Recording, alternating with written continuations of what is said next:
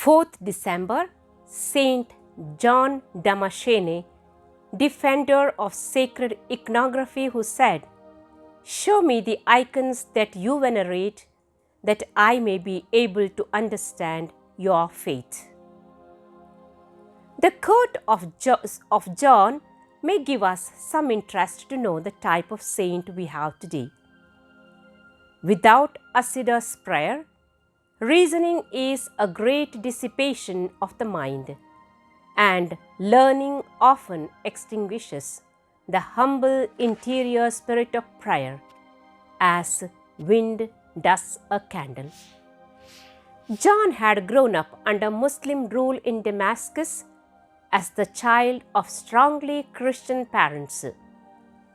His excellent education, particularly in theology, prepared him well to defend the tradition of sacred iconography against the heresy of iconoclasts, so called because they would enter churches and destroy the images therein. During the 720s, the insignificant theologian began publicly opposing the emperor's command against sacred images in a series of writings. The heart of his argument was twofold. First, that Christians did not actually worship images, but rather, through them, they worshipped God and honored the memory of the saints. Second, he asserted that by taking an incarnate physical form, Christ had given warrant to the Church's depiction of him in images. By 730, the young public official's persistent defense of Christian artwork had made him a permanent enemy of the emperor, who had a letter forged in John's name offering to betray the Muslim government of Damascus. The ruling caliph of the city, taken in by the forgery, is said to have cut off John's hand. The saint's sole surviving biography states that the Virgin Mary acted to restore it miraculously.